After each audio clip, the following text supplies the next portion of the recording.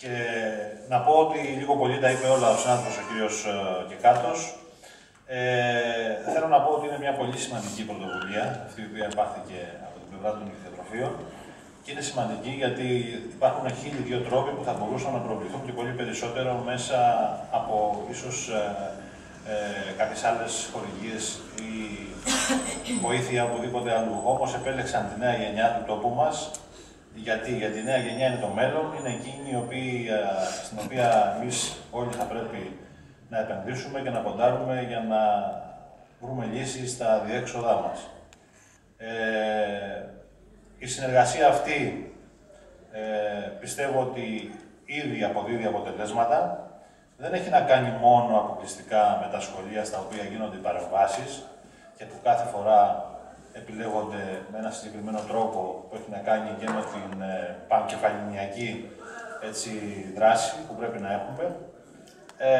Γιατί μπορεί να γίνονται σε 4, 5, 6 σχολεία κάθε φορά, όμως εμείς μέσα από την προσπάθεια που γίνεται και από τα χρήματα που έχουμε από την πολιτεία, αλλά και από το Δήμο μας, έχουμε τη δυνατότητα να κάνουμε πολύ περισσότερα πράγματα και σε άλλα σχολεία. Δηλαδή, θέλω να πω ότι επικεντρώνοντας και λέγοντας ότι κάναμε σε 5-6 σχολεία κάποιες δράσεις, δεν σημαίνει ότι επωφελήθηκαν μόνο αυτά τα σχολεία. Επωφελούνται όλα τα σχολεία, γιατί ουσιαστικά μας δίνει τη δυνατότητα να διαχύσουμε τα ποσά που έχουμε και στα υπόλοιπα σχολεία της Κεφαλονιάς.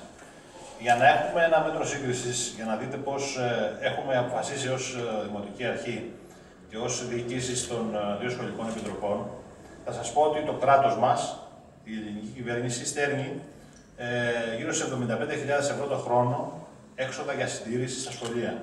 Αυτό πρακτικά σημαίνει ότι περίπου στα 70-75 σχολεία που έχουμε είναι το λιγότερο από 1.000 ευρώ αντιστοιχεί σε κάθε σχολείο. Όπως καταλαβαίνετε, θα πρέπει να γίνουμε μάγοι για να μπορέσουμε να τα βγάλουμε πέρα. Για να αντιμετωπίσουμε τα προβλήματα, γιατί τα σχολεία είναι ζωντανοί οργανισμοί που συνεχώς ζητάνε, συνεχώς θέλουν πράγματα. Ο Δήμος Κεφαλονιάς, αποδεικνύοντας λοιπόν την ευαισθησία του και η Δημοτική Αρχή δική μας, για πρώτη φορά πέρυσι κατάφερε και έβαλε στον προϋπολογισμό ένα ποσό το οποίο είναι μεγαλύτερο και από τα χρήματα που δίνει η πολιτεία. Δηλαδή, το Υπουργείο Εσωτερικών μας στέλνει 75.000 ευρώ για τις δύο σχολικές για τα σχολεία μας, για τη συντήρηση, ενώ ο Δήμος Κεφαλονιάς δίνει 85.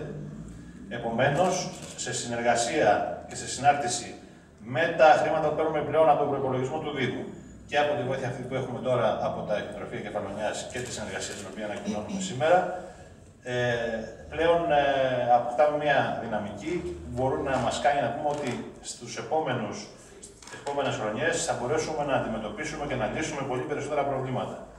Ήδη, αν θέλετε και πιο μετά να το συγκεκριμενοποιήσουμε, έχουμε δώσει λύση σε πολλά και χρόνια προβλήματα σε πάρα πολλά σχολεία της Κεφαλονιάς.